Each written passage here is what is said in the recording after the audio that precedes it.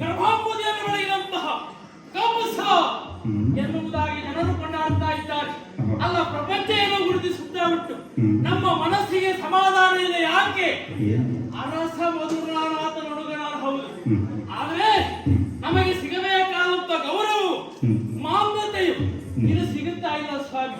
ಅಂದ್ರೆ ಈ ಪ್ರಪಂಚವೇ ಹಾಗೆ ಅನೇಕ ತಿರುವುಗಳಿಂದ ಕೂಡಿದ್ದು. ಪ್ರಪಂಚದಲ್ಲಿ ಯಾವುದಾದ್ರೂ ಆಕಸ್ಮಿಕವಾದಂತಹ ಸಂದರ್ಭ ವ್ಯಕ್ತಿಗೆ ಎದುರಾಗಿ ನಿಂತಿತು ಅಂತಾದ್ರೆ ಅದನ್ನು ಎದುರಿಸಬೇಕಾದದ್ದು ವ್ಯಕ್ತಿಯ ಕರ್ತವ್ಯ ಆಗಿರುತ್ತದೆ. ಆ ನೆಲೆಯಲ್ಲಿ ನೋಡಿದರೆ ನನಗೆ ಸಿಗಬೇಕಾದಂತ ಮಾನ್ಯತೆಯ ಗೌರವ ಇಲ್ಲಿ ಸಿಗುತ್ತಾ ಇಲ್ಲ. ಬದುಕು ಬೇಸರ ಇಲ್ಲ ಸ್ವಾಮಿ. ನಾವಿದ್ದಂತ ಬಗೆಯಾದರೂ ಹೇಗೆ ನಮ್ಮ ಸಾಮರ್ಥ್ಯದಿಂದ ಎಲ್ಲೆಡೆಯಲ್ಲಿ ನಮ್ಮ ಕೀರ್ತಿ ಎಂಬುದು ಪಸರಿಸಿದೆ. ಆದ್ರೆ ಮನೆಯಲ್ಲಿ ಮಾತ್ರ ಗೌರವ ಇಲ್ಲ. ನಾವೆಲ್ಲ ಹೀಗೆ ಸ್ವಾಮಿ. ಈಗ ನಿಮ್ಮಲ್ಲಿ ಕೇಳುವುದು, ನಿಮ್ಮ ತಂದೆಯ ಬಳಿ ಹೋಗಿ ನಮಸ್ಕಾರ ಮಾಡಿದ ತಂದೆ ಏನ್ ಹೇಳ್ತಾರೆ ಅಲ್ವಾ? ನಮ್ಮ ಅಪ್ಪಯ್ಯ ಹಾಗಲ್ಲ. ಅಪ್ಪಯ್ಯ ನಮೋ ನಮ ಅಂತ ಹೇಳಿದರೆ ಜಾಡಿಸಿ ಎಡೆಗಾಲಿಂದ ಕೂಡಿದ್ದಾರೆ. ಏನು ಮಾಡುವುದು ಸ್ವಾಮಿ? ನಮ್ಮ ಪ್ರಾರಬ್ಧವು ಅಂತ ಕಾಣ್ತದೆ. ಇನ್ನು ಅದು ಸರಿಯಾಗಿಲ್ಲ ಅಂತ ಮಾತೆಯಲ್ಲಿ ಹೋಗಿ ಅಮ್ಮ ಹೊಂದಿಸಿಕೊಂಡೆ ಅಂತಾದ್ರೆ ನಮ್ಮ ಅಮ್ಮ ತಲೆಯೇ ಎತ್ತುವುದಿಲ್ಲ. ಏನು ಮಾಡುವುದು ಸ್ವಾಮಿ? ಒಂದು ತಿರಸ್ಕಾರ ಭಾವನೆಯಿಂದ ನನ್ನ ನೋಡ್ತಾ ಇದ್ದಾರೆ. ಪ್ರಪಂಚವೇ ಹಾಗೆ. ಯೋಗ ಇದ್ದವರಿಗೆ ಭಾಗ್ಯ ಇರುವುದಿಲ್ಲ, ಭಾಗ್ಯ ಇದ್ದವರಿಗೆ ಯೋಗ ಇರುವುದಿಲ್ಲ, ಎರಡು ಇದ್ದವರಿಗೆ ಹಣೆ ಬರವೇ ಸರಿ ಇರುವುದಿಲ್ಲ. ನಾವು ಮೂರನೇ ಸಾಲಿಗೆ ಸೇರ್ತೇವೆ, ಅನುಮಾನವೇ ಇಲ್ಲ. ಅರಮನೆಯ ಸುಖಭೋಗವನ್ನು ಅನುಭವಿಸಿ ಇರಬೇಕಾದಂತ ಕಂಸ ಅರಮನೆಯ ಮೂಲೆಯಲ್ಲಿದ್ದಾನೆ, ಕಸಕ್ಕಿಂತ ಕಡೆಯಾಗಿದ್ದಾನೆ ಎಂದರೆ ಅನುಮಾನ ಇಲ್ಲ.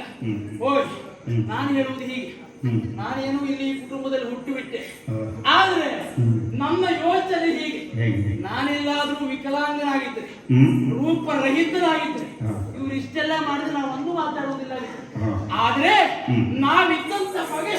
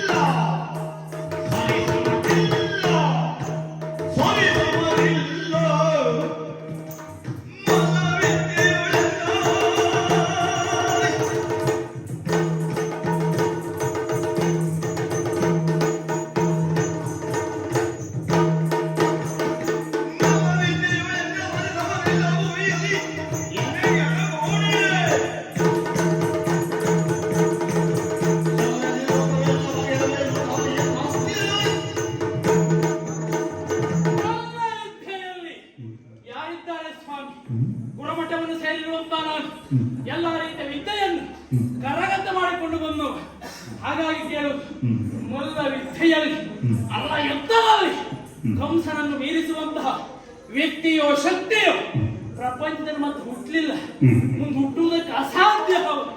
ಆದರೆ ಈ ರೀತಿಯಲ್ಲಿ ನಾನು ಭಾವಿಸುತ್ತ ಬದುಕನ್ನು ಕಳೆಯುವುದು ಬಹಳ ಕಷ್ಟಕರವಾಗಿದೆ ಸ್ವಾಮಿ. ನೇರವಾಗಿ ಆತ್ಮಹತ್ಯೆಗೆ ಮುಂದಾಗಲೇ ಸರಿಯಲ್ಲ. ನಮ್ಮವರು ಹೇಳ್ತಾ ಇದ್ದಾರೆ ಆತ್ಮಹತ್ಯೆ ಎನ್ನುವುದು ಮಹಾಪಾಪ.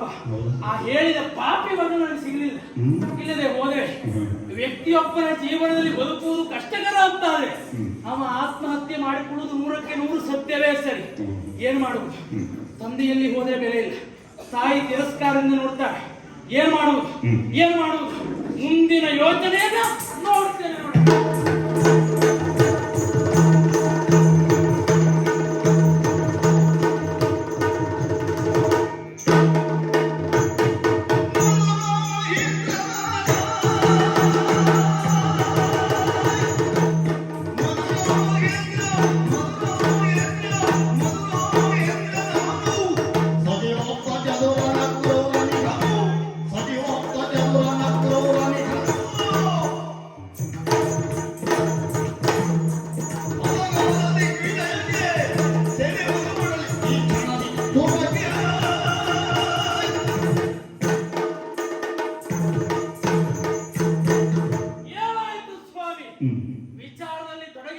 ಸಂದರ್ಭದಲ್ಲಿ ನಾರದರ ಆಗಮನ ಎನ್ನುವುದಾಯಿತು. ನಾರದರಿಂದ ಉಪದೇಶವೂ ಆಯಿತು. ನಾರದರು ಬಂದರು, ಕಲಹ ತಂದರು ಎನ್ನುವುದಾಗಿ ಒಂದು ಮಾತುಂಟು. ನನ್ನ ಬದುಕಿನಲ್ಲಿ ಯಶಸ್ಸಿನ ಹಾದಿಗೆ ಮಾರ್ಗವನ್ನು ಸೂಚಿಸಿದವರು ನಾರದರೇ ಆಗಿಬಿಟ್ರಲ್ಲ. ಬಂದಂತ ಅವರಲ್ಲಿ ಸತ್ಕರಿಸಿದಂತ ನಾನು ವಿಚಾರ ವಿದ್ಯಮಾನಗಳನ್ನು ತಿಳಿಸಿದೆ. ಅವರಾಡಿದಂತ ಮಾತು, ಮತ್ತೊಮ್ಮೆ ಮಾತಿಗೆ ಹೋಗಿ ವಂದಿಸು, ತಂದೆಯಲ್ಲಿ ಹೋಗಿ ನಮಸ್ಕರಿಸು. ಅಲ್ಲಿಯೂ ನಿನಗೆ ತಿರಸ್ಕಾರ ಆಯಿತು ಅಂತಾದ್ರೆ ಇನ್ನು ತಡೆ ಮಾಡುವುದಲ್ಲ. ತಂದೆ ತಾಯಿಯ ರಟ್ಟೆಯನ್ನು ಕೊಟ್ಟು ಸೆರೆಮನೆಗೆ ಹಾಕುವುದು. ಅವ್ರು ಹೇಳಿದ ವೇದ ವಾಕ್ಯ ಎಂದು ಭಾವಿಸಿದಾಗಿ ಅಷ್ಟೇ ಕಾರಣ ಮಾಡಿ ಮುಗಿಸಿದೆ. ಈಗೇನಾಯ್ತು, ಇಲ್ಲಿಯ ಮಧುರ ಮಹೇಂದ್ರ ಈ ಕಂಸ, ಮುಂದೆಯನು ಸ್ವಾಮಿ, ಚದುರ ಮಧ್ಯ ಆಗಿರುವಂತ ಅಕ್ರೂರ ಎನ್ನುವ ಆ ಹಿರಿಯ ತಲೆಯನ್ನು ನಾವು ಇರಿಸಿಕೊಂಡಿದ್ದೇವೆ, ಅನುಮಾನವೇ ಇಲ್ಲ. ನಾರದರು ಹೇಳಿದರು, ನಿನಗೂ ಅಭಿಮಾನಿಗಳಿದ್ದಾರೆ, ನಿನ್ನನ್ನೇ ಬಯಸುವಂತ ಜನಸಾಗರ ಉಂಟು, ಆದ್ರೆ ಇನ್ನುಂಟು, ನಿನ್ನನ್ನು ಬಯಸ್ತಾ ಇದ್ದಾರೆ, ಅವರು ನೀನು ಬಂದ ತಕ್ಷಣ ಮುಂದೆ ಬರ್ತಾರೆ. ಸತ್ಯವಾದಂತ ಮಾತೇ ಹೌದು. ನಾನು ಬಂದ ತಕ್ಷಣದಲ್ಲಿ ನನ್ನನ್ನು ಅವಲಂಬಿಸಿದವರು ಯಾರು? ಚಾಣೂರ ಮುಷ್ಟಿಕರು, ರೇಣುಕ, ಪ್ರಲಂಬ ಇತ್ಯಾದಿಗಳು ಬಂದು ನನ್ನನ್ನು ಮೊರೆ ಹೋದರು. ಅವರಿಗೆಲ್ಲ ಭರವಸೆಯ ಮಾತನಾಡಿದ್ದೇನೆ. ನಮ್ಮ ಈ ಆಡಳಿತದಲ್ಲಿ ಸ್ವತಂತ್ರತೆಯ ಜೀವನ, ಯಾರು ಏನು ಬೇಕಾದ್ರೂ ಮಾಡ್ಬೋದು, ಎಷ್ಟು ಮಾಡ್ಬೇಕೋ ಅಷ್ಟೇ ಮಾಡ್ಬೇಕು. ನಮಗೆಲ್ಲರೂ ಆಪತ್ತು ಬಂತ ಏನನ್ನು ವಿಧಿಸಬೇಕಾ ಶಿಕ್ಷೆ ನಾವು ವಿಧಿಸ್ತೇವೆ. ಇಷ್ಟೆಲ್ಲ ಸರಿಕಾರ ಆಯ್ತಲ್ಲ, ಇದುವೇ ಸರಿಯಾದಂತ ಸಂದರ್ಭ. ದಿಗ್ವಿಜಯಕ್ಕೆ ಕಂಸ ಎನ್ನುವಂತ ಹೆಸರು ಅಲ್ಲ, ನನ್ನ ಕೀರ್ತಿಯು ಬರೇ ಮಧುರೆಯಲ್ಲಿ ಮಾತ್ರ ಇರುವುದಲ್ಲ, ಪ್ರಪಂಚದಡಿಯಲ್ಲಿ ನಾವೇನು ನಮ್ಮ ಸಾಮರ್ಥ್ಯ ಎನ್ನುವುದನ್ನು ತೋರಿಸಲೇಬೇಕು. ತುಂಡರಸರ ಮಂಡೆಯನ್ನು ಮೆಟ್ಟಿದೆ ಅಂತಾದರೆ ನನ್ನ ದಿಗ್ವಿಜಯಕ್ಕೆ ಸಫಲತೆಯನ್ನು ಕಾಣುವುದಿಲ್ಲ. ಎಲ್ಲರನ್ನ ಗೆದ್ದಾದಂತ ಮಹೇಶ್ವರನಾಗಿ ಅಲ್ಲ, ಧೀರ ಶೂರನಾಗಿ ಯಾವನು ಮೆರೆತಾ ಇದ್ದಾನಲ್ಲ, ಗಿರಿರೋಜ ಪಟ್ಟಣ ಅಧಿಕಾರಿ ಮಗಧೇಂದ್ರ ಅಲ್ಲ, ಜಗಜಟ್ಟಿ ಜರಾಸಂಧ, ಅವನನ್ನೇ ನಾನು ತುಡುಕಿದೆ ಅಂತಾನೆ ಕಂಸನ ಸಾಮರ್ಥ್ಯ ಏನು ಎಷ್ಟೆನ್ನುವುದು ಪ್ರಪಂಚ ಮುಖ ಅರಿತುಕೊಳ್ಳುತ್ತದೆ. ಸರಿಯಾದಂತ ಸಂದರ್ಭ, ನಮ್ಮವರನ್ನ ಕೂಡಿಕೊಂಡು ತಡೆಯ ದಿಗ್ವಿಜಯ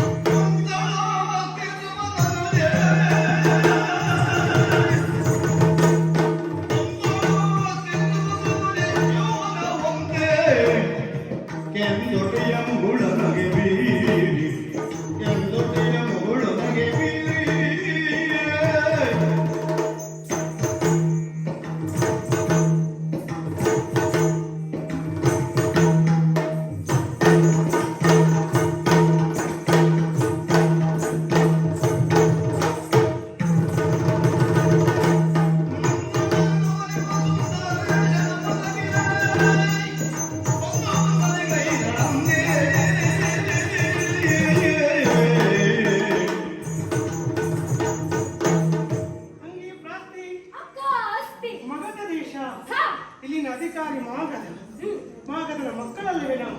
ಹೌದು. ಆಸ್ತಿ ಪ್ರಾಸ್ತಿ ಎಂಬುದಾಗಿ. ಹಾ. ಇನ್ನು ನಮ್ಮ ತಂದೆಯವರು ಗಂಡು ಸಂತಾನ ಇಲ್ಲದೆ ಹೋದರೂ ಗಂಡು ಮಕ್ಕಳಂತೆ ನಮ್ಮನ್ನು ಬೆಳೆಸಿದ್ದಾರೆ.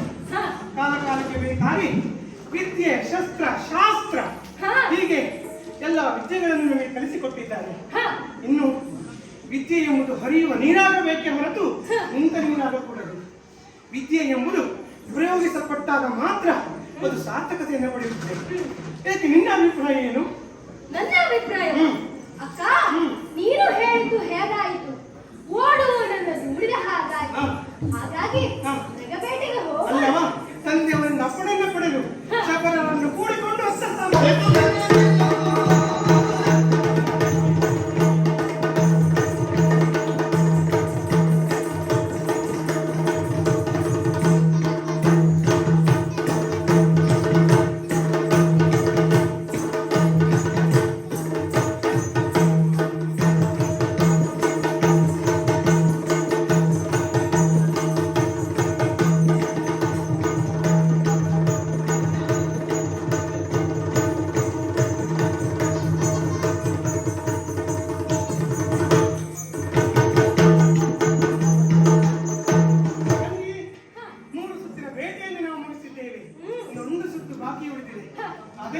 ಶಬರನ ಪಡೆ ಎಲ್ಲರೂ ಆಯಾಸದಿಂದ ಬಳಲಿದ್ದಾರೆ. ಅವರೆಲ್ಲರಿಗೂ ವಿಶ್ರಾಂತಿಯನ್ನು ಕೊಟ್ಟು ನಾವು ವನವಿಹಾರವನ್ನು ಮಾಡೋಣ. ನೀನು ಹೊಸ ಕಡೆ